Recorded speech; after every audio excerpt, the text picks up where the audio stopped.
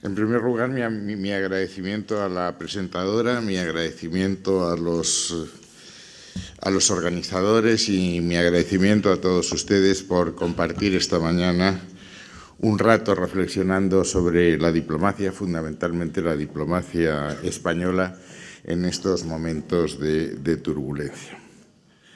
He preguntado cuánto tiempo tenía para intervenir, porque recuerdo cuando empecé en política hace unos 200 años, un íntimo amigo mío que fue presidente de la Junta de Galicia, Gerardo Fernández Albor, me dijo: cuando hables en público tienes que hacer tres cosas: ponerte de pie para que te vean, hablar alto para que te escuchen y sentarte pronto para que te aplaudan.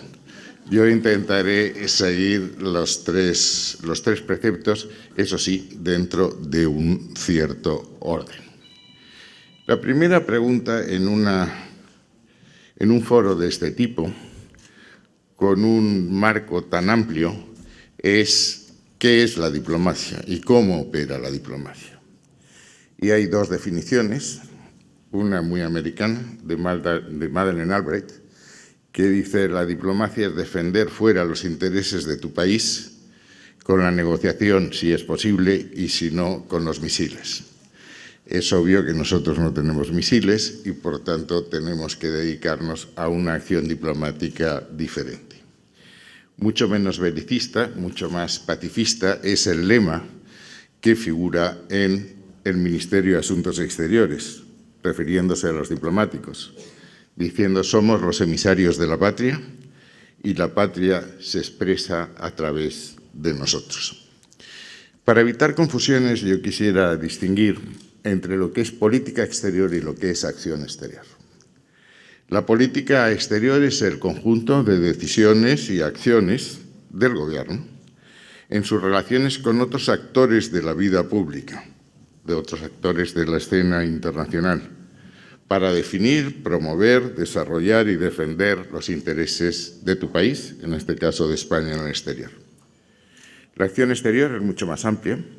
En la acción exterior colabora, por supuesto, el Gobierno, todas las administraciones públicas, los organismos que dependen de ella, los empresarios, los que difunden la cultura, en definitiva, los que hacen patria fuera.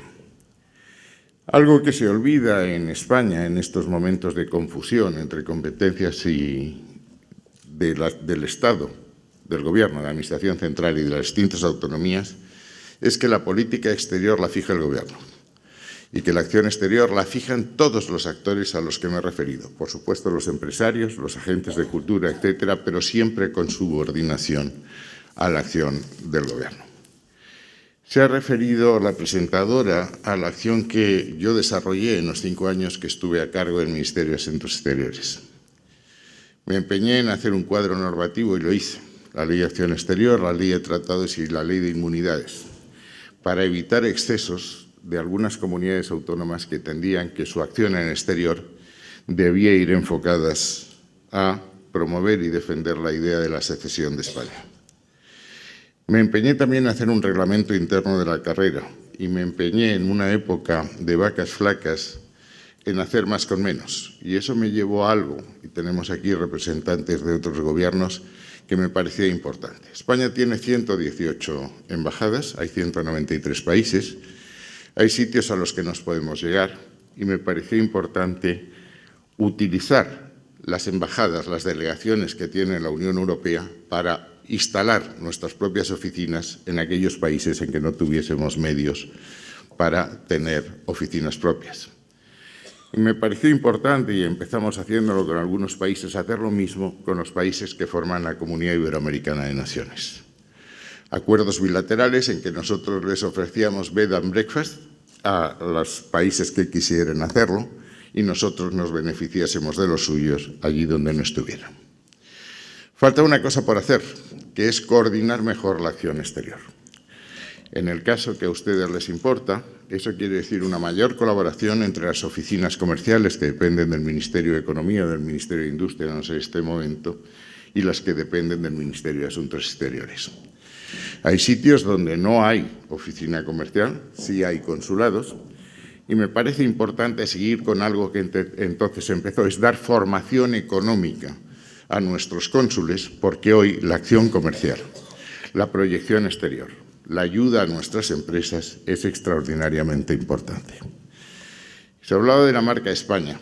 La marca España, suspendida de momento hasta que cambió el gobierno, lo que pretendía era algo que decía Unamuno, que era españolear. La marca España lo que intenta definir es que somos un magnífico país para vivir, para pasar las vacaciones, para jubilarse, pero que también somos un país maravilloso desde el punto de vista tecnológico. Nuestro es el AVE Meca Medina, el tren del desierto, el Canal de Panamá, el metro de Riad y otra serie de iniciativas que han colocado a nuestras empresas, Navantia está aquí, entre las empresas tecnológicas punteras del mundo. Se ha referido la presentadora al siguiente escalón, uno es el escalón normativo, el otro es el escalón conceptual, que es la estrategia de acción exterior que no existía. La primera estrategia fue la que hicimos en 2015 para un periodo de 4 años, para definir a dónde queremos ir y para que los demás reconozcan dónde queremos ir y para coordinar la acción de todos esos agentes diversos que participan en la acción exterior.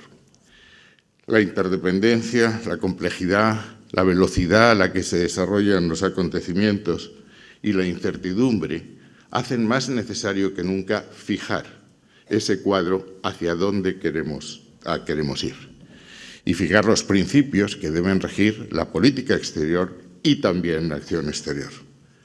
La defensa de los derechos humanos y de los procesos de democratización, algo diré sobre América Latina. La ayuda a crear un ambiente de economía internacional, se ha referido a la directora adjunta, a las ventajas que tiene el libre comercio y los inconvenientes que tiene el proteccionismo y el nacionalismo. Hacer del planeta un planeta sostenible, cambio climático, y a reforzar la gobernanza europea. Y aquí hay que retomar y relanzar los objetivos de desarrollo del milenio y la Agenda 2030. En esa estrategia de acción exterior y en la que se ha aprobado ahora para el periodo 2021-2024, se hace especial atención en aquellas regiones en donde la acción exterior española es más importante. La Unión Europea, por supuesto, la relación transatlántica también. Con esos dos pilares firmes es mucho más fácil navegar en los otros espacios. América Latina, el Magreb, Asia-Pacífica y el África subsahariana, que cobrará a lo largo del tiempo una importancia enorme. África, y estamos enfrente, tiene ahora 1.250 millones de habitantes. En 10 años tendrá 1.750 y en muy poco más doblará la población. Y aumentará también, por fortuna, la renta de esos países. Cuando aumenta la población y aumenta la renta, las tentaciones migratorias hacia Europa aumentan. Mientras la renta es más baja, la migración se produce hacia los países vecinos. Cuando aumenta, se dirige a otros países como el nuestro. Problemas de seguridad en el Sahel. Las dos organizaciones terroristas, Al-Qaeda y el Yihad Islámico, el Daesh, siguen estando presentes. Y oportunidades inmensas para crecer. África va a crecer y nuestras empresas deben estar aquí. Paso sin más a referirme telegráficamente a al cuadro geopolítico, al marco geopolítico, a la escena internacional en donde vamos a operar.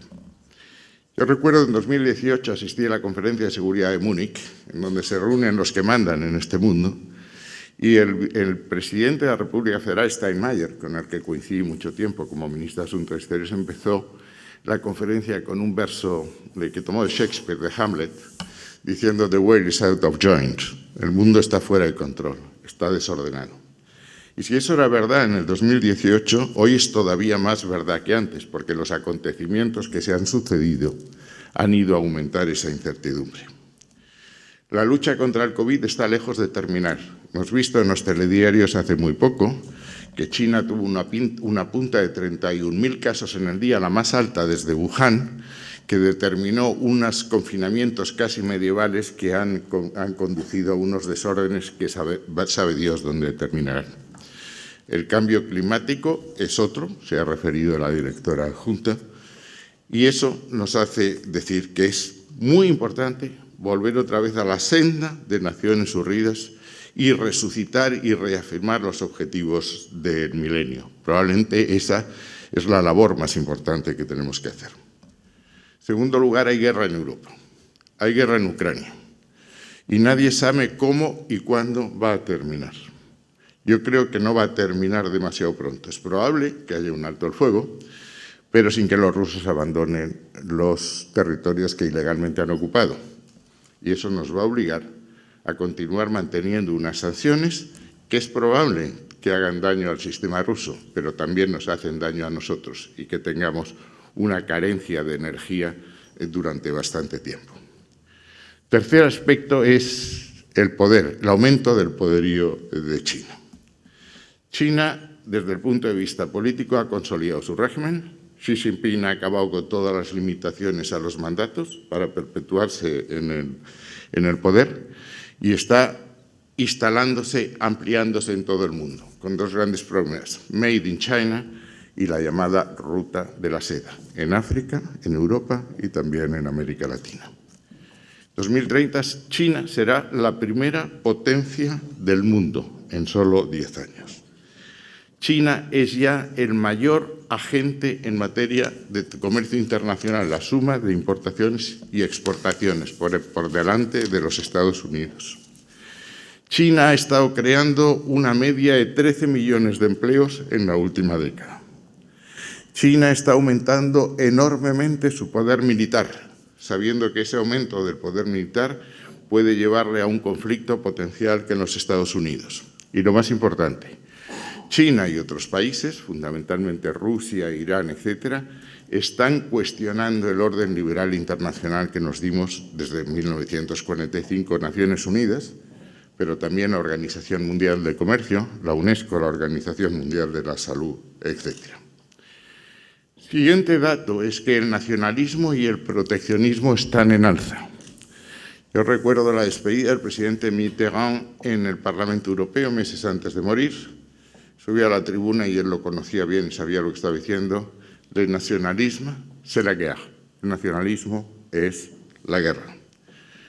El último aspecto que quisiera subrayar en esta brevísima panorámica mundial son los cuellos de botella que se han producido en el comercio internacional y la disminución del comercio que ha llevado a cuestionarse en la globalización. La globalización está perdiendo velocidad y está cambiando de sentido. Está aumentando en servicios, pero está disminuyendo en materia de comercio de productos terminados, no tanto en agentes auxiliares y materias primas, porque las interconexiones son muy fuertes.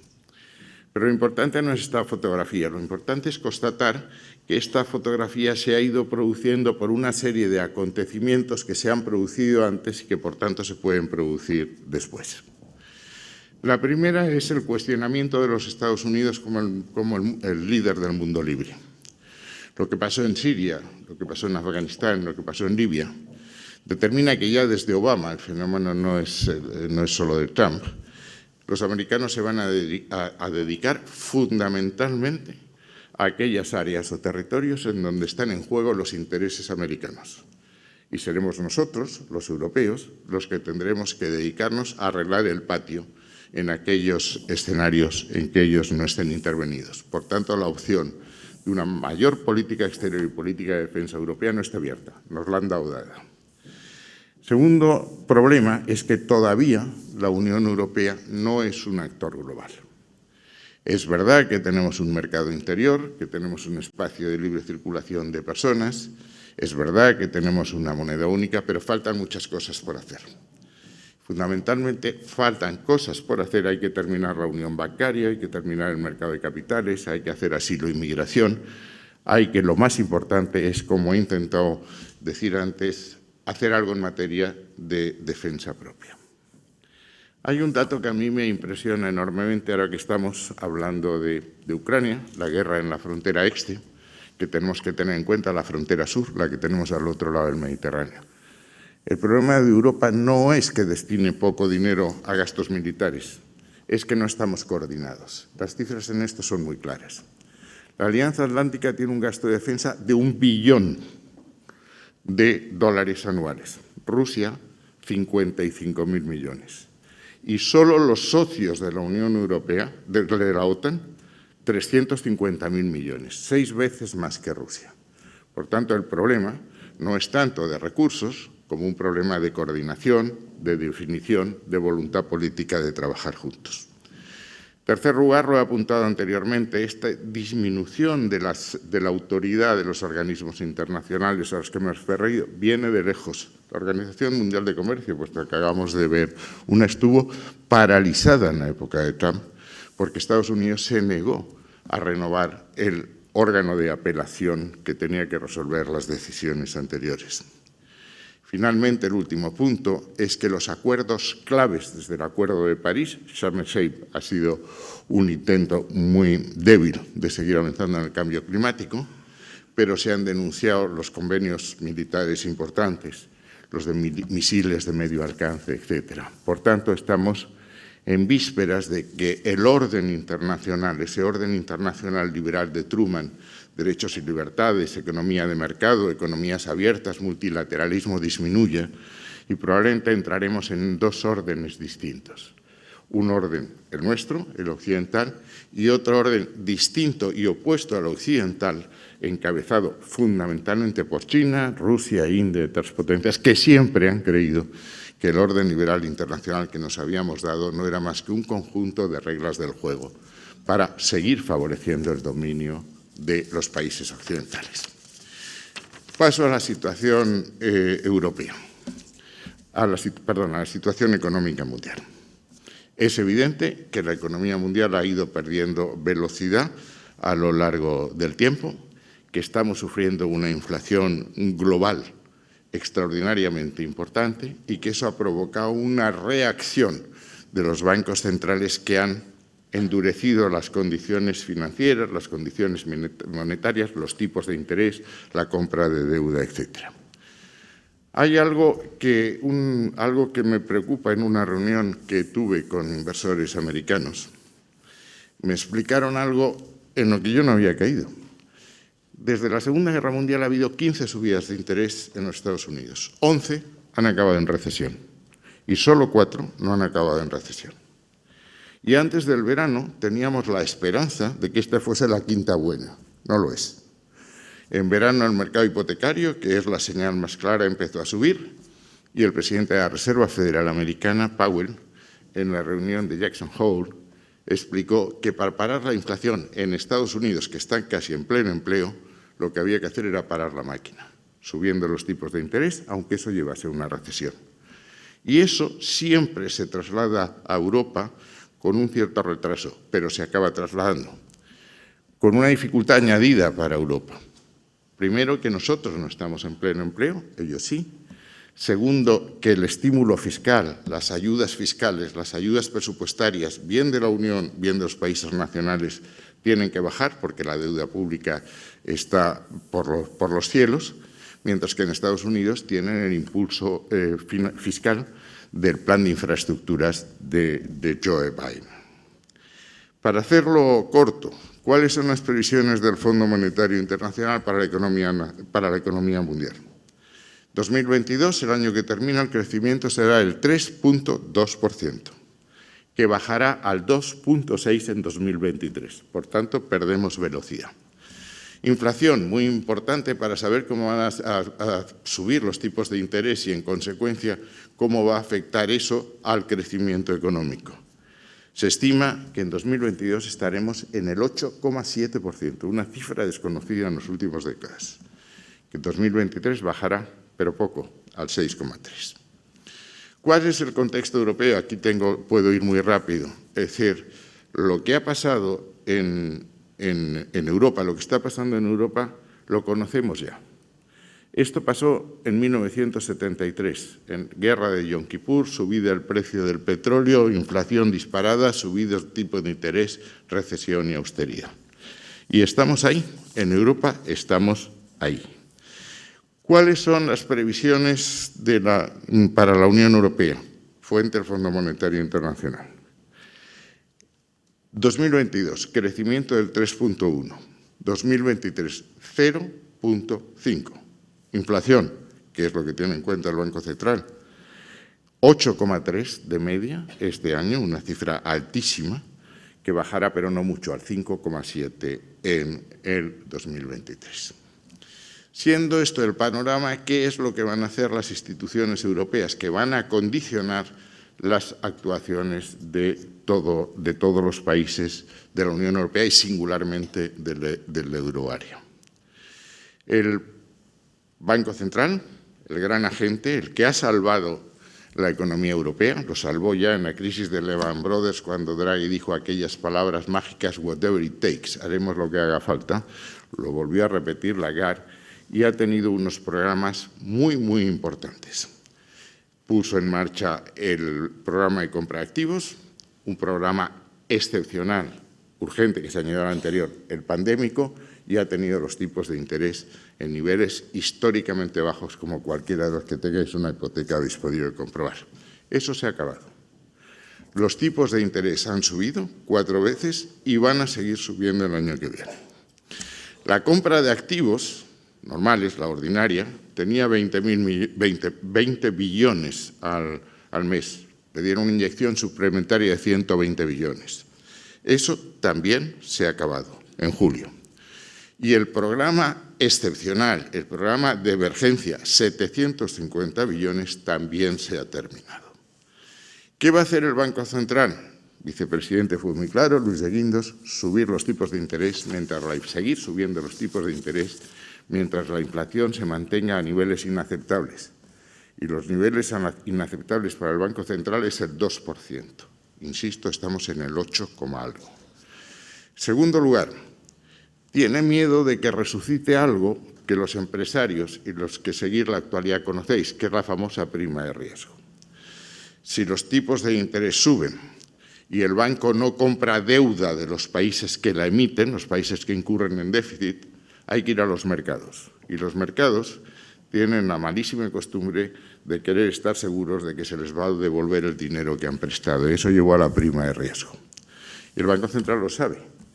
Y ha puesto en marcha un mecanismo para asegurar la transmisión de la política monetaria con una cuantía muy limitada, porque solo va a invertir aquello que adquiera como amortización de deuda, nada más. Y, en segundo lugar, lo va a condicionar en que la conducta sea buena, que operemos con buena cabeza. En definitiva, que no hagamos disparates en materia de cuentas públicas. Los argentinos saben muy bien de qué estoy hablando. ¿Cuál es la siguiente consecuencia?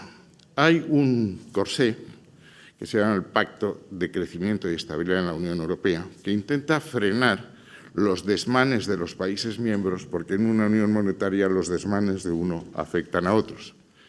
Y vamos a un nuevo marco de reglas fiscales. Y ese marco de reglas fiscales dice que hay que reducir la deuda. Un programa de reducción que esta vez va a ser hecho para cada país, teniendo en cuenta las circunstancias nacionales, pero con plazos muy cortos, 4 años y excepcionalmente 7. Tercera gran novedad, la variable sobre la que hay que operar para reducir esa deuda será el gasto público, no el ingreso. El Fondo Monetario sabe, aunque parece que eso no se ha traducido del inglés al español, o por lo menos no ha llevado a la mesa del Gobierno traducido, que cuando el crecimiento es bajo, aumentar la presión fiscal disminuye el crecimiento, lo cual disminuye aún más los ingresos fiscales y entramos en un círculo vicioso. Diré algo sobre España en este tema. Pero se ha acabado la época en que aquí se puede tirar de chequera todo lo que uno quiera. Ha habido una reacción muy curiosa del presidente del Gobierno.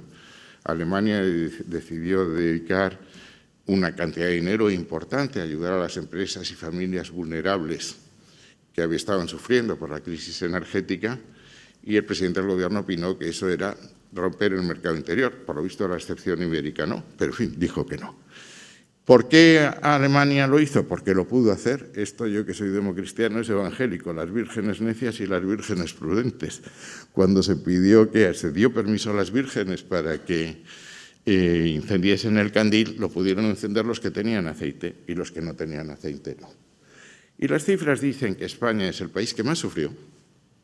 Tuvimos una caída del 11,100%, entre otras cosas por nuestra dependencia del turismo y de los servicios presenciales, cosa evidente. Se dio permiso a los países para que tirasen de chequera, que rompiesen la hucha. Como he dicho antes, hay un límite del déficit del 3%. Dijo, eso no va a regir. Usted gaste lo que quiera, que no va a haber tarjeta amarilla, pero gastas si tienes. Nosotros pudimos dar ayudas a empresas y familias en una cantidad 10 veces inferior a Alemania, porque no teníamos hucha. Y la gran mayoría está en forma de préstamos y no en forma de subvenciones a dividir. Alguna referencia sobre Latinoamérica, que tiene en honor a nuestros organizadores. La situación en Latinoamérica es extraordinariamente preocupante. Yo he recogido aquí, como democristiano que soy, aquello de los mandamientos, un decálogo. Primero, hay un retroceso de lo que llamamos las democracias liberales frente a las democracias iliberales y las autocracias. El índice de democracia que hace The Economist dice que ese índice, la calidad de la democracia en Latinoamérica, está cayendo por sexto año consecutivo y que 2021 fue el peor. Segundo, la polarización en todos los partidos políticos, cosa que también estamos sufriendo aquí. Las últimas elecciones en Chile o en Colombia, etcétera, lo demuestran. El apoyo a la democracia está disminuyendo. En 2012, un 63% de los latinoamericanos apoyaban la democracia, ahora un 49%. La pérdida de poder de los partidos tradicionales sustituidos por nuevos movimientos, la mayoría de las veces improvisados y la mayoría de ellos volcados a la extrema derecha o a la extrema izquierda. El aumento de la pobreza y la desigualdad, 17 millones de latinoamericanos según el barómetro latinoamericano. El aumento de la violencia, nuevas amenazas de grupos organizados fundamentalmente en torno a la droga, aumento de las peticiones de migración y asilo. El 20% de las peticiones de asilo que se producen cuando alguien está huyendo de la guerra, de la persecución, no por razones económicas, el 20% de las peticiones de asilo en el mundo en Latinoamérica. La situación de Venezuela no tengo que comentarla demasiado, y un rayo de esperanza que nuestra responsabilidad allí. La Unión Europea tiene 27 acuerdos comerciales de los 33 países de Latinoamérica. Y estamos pendientes ahora de la actualización de los acuerdos con México y con Chile y de la finalización de Mercosur, de la que mi buen amigo conoce muy bien. Y termino con la situación de España. Y me voy a referir solo a problemas estructurales, a los problemas duraderos, a los problemas que vienen de lejos y a aquellos cuya solución exigiría un gran pacto nacional entre todas las fuerzas políticas. España tiene un problema de crecimiento. Las cifras oficiales nos suelen decir lo que hemos aumentado, tendríamos que aumentar más porque caímos más bajos. Pero lo cierto es que la renta por individuo, la renta per cápita, el poder adquisitivo de las familias es igual hoy que en el año 2005. En América Latina se hablaba de la década perdida. Aquí podemos hablar de 16 años perdidos. Desempleo. Las cifras de paro las conocéis, 12%, extraordinariamente alta, mucho más alta en determinados colectivos, jóvenes, mujeres mayores de 55 años, unido a la temporalidad, que afecta fundamentalmente a los jóvenes, y la duración del empleo de larga duración, que es mucho mayor en España que en el resto de Europa. Para ser muy claro, el Gobierno nos va a bombardear hasta las elecciones diciendo que en empleo vamos maravillosamente bien y que ya estamos por encima de las cifras de 2019. No es verdad. Se ha producido una magia estadística que es convertir a los trabajadores temporales, que sí computaban como parados, en trabajadores fijos discontinuos que no computan como desempleados. Pero si tomas las dos variables que no se pueden manipular, número de personas ocupadas y horas trabajadas, estamos por debajo de 2019, un 0,7 y un 0,8%. Tercero, crecimiento, paro, productividad. Hay un compañero mío, amigo, militante del Partido Socialista, Miguel Sebastián, que dice que si él tuviese que reformular el moto de la Revolución Francesa, ya no diría liberté, égalité, fraternité, sino añadiría un cuarto, liberté, égalité, fraternité y productivité. Y la productividad es exactamente el motor del crecimiento. Desde la Segunda Guerra Mundial, el gran factor que explica el crecimiento de los Estados es la productividad. En España la productividad ha ido decayendo y eso explica que nuestros salarios sean más bajos y que el estado de bienestar esté en dificultades. Y aquí hay que operar sobre palancas que ningún partido solo puede hacer.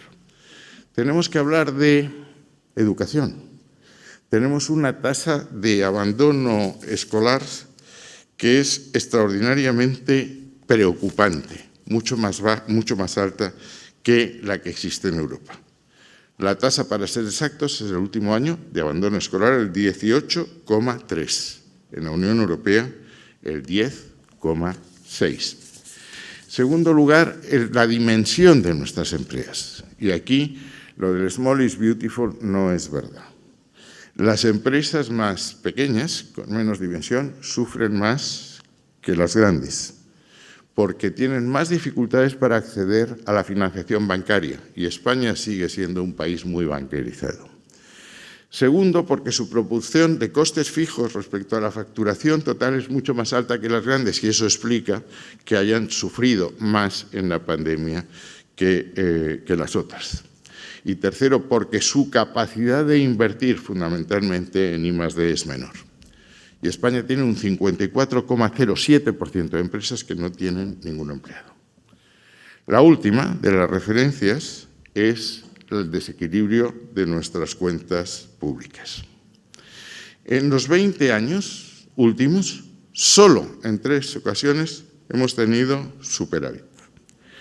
Solo 2 veces, esto ya en la última década, hemos estado por debajo del límite del 3% de diferencia de gastos-ingresos, que es el baremo que utiliza la Unión Europea. Y eso nos plantea unos problemas muy serios. Es decir, vamos a entrar en un periodo en que va a haber que ayudar a empresas y familias porque el crecimiento va a ser más bajo, pero vamos a tener lo que hacer con las manos atadas a la espalda porque tenemos la hucha, y vuelvo a repetir la expresión, relativamente vacía. ¿Cuáles son las soluciones? Pues hacer lo que hicimos en la transición. La transición que fue infinitamente más complicada que la situación actual. Cuando Franco murió aquí no había ni una sola institución. Las Cortes estaban compuestas por unos procuradores que por ser designados a dedo, no representaban a nadie. Y la segunda cámara era la Cámara del Movimiento del Partido Único. No había sindicatos, no había organizaciones empresariales. Sufrimos el retorno de los emigrantes que estaban volviendo de los países que también estaban en dificultades como consecuencia de la crisis del petróleo. Teníamos ETA que mataba más que nunca, mataba más en democracia que en dictadura, medio ejército sublevado, etc. Y lo logramos. ¿Por qué? Porque aplicamos las 3 reglas de oro de la transición. Respetar la ley, el método del consenso y la prudencia de no poner encima de la mesa condiciones que son inasumibles para las otras partes que se tienen que sentar. ¿Cómo se produjo la transición? Primero, con la reconciliación nacional, la amnistía. Los que ahora niegan aquella amnistía harían bien en leer el discurso de Marcelino Camacho del Partido Comunista de España sobre las bondades de aquella amnistía. Pacificó la calle. Y pacificando la calle pudimos hacer las 2 cosas que había que hacer, que era un pacto de rentas, los pactos de la Moncloa para repartir los costes de la crisis y para modernizar la economía española. Y poner en marcha un proceso constituyente en que se implicó a todas las fuerzas políticas. El Gobierno tenía una Constitución escrita, la Constitución de Gades. Se renunció a imponer eso y se dijo a las Cortes que todos los grupos parlamentarios lo hiciesen. El Gobierno, en el que yo estaba, pudo haber sacado la Constitución solo con los votos de Alianza Popular. No fue eso lo que se hizo. Se empezó a hablar con todas las fuerzas políticas, singularmente con el Partido Socialista, porque uno de los grandes secretos de la transición es que fue pilotada por 2 partidos de centro, uno de centro-derecha y otro de centro-izquierda, que se situaban en la centralidad política y que coincidían en lo que Cánovas del Castillo llamaba las verdades madre. La unidad de España, la autonomía, libertades y derechos, separación de poderes, independencia de los organismos que tienen que garantizar la separación de poderes el mercado, la economía social de mercado, un mercado que funcione y compensación social, el multilateralismo y el europeísmo. Esa es la tarea que tendríamos que hacer ahora, empezando por reformar aquellos aspectos de la Constitución que hay que reformar, hacer del Senado una Cámara de representación territorial, un foro de encuentro entre las distintas administraciones, garantizando la separación de poderes, incluida sobre todo la independencia judicial. Hoy hemos visto que el Tribunal Constitucional va a ser mejorado con el ministro de Justicia, que va a tener que juzgar muchas de las leyes que hizo, y por una ilustre militante del Partido Socialista partidaria de la autodeterminación. El CIS, el Banco de España, todas aquellas instituciones, insisto, que para que sean creíbles tienen que ser independientes. Ese pacto de rentas donde tendremos que hablar de todo, de salarios, de pensiones, de reforma fiscal, de financiación autonómica, de modernización de la economía. Lo hicimos y lo podemos hacer en condiciones infinitamente mejores que ahora. Insisto, ahora tenemos unas instituciones que entonces no teníamos. La muerte de Franco, yo era muy amigo, fui director general con Pío Cabanillas, y un día que estaba especialmente sombrío, el que normalmente siempre desdramatizaba las situaciones, me dijo, mira, el único error que yo he cometido en política es creer que a Franco le importaba España más que a mí.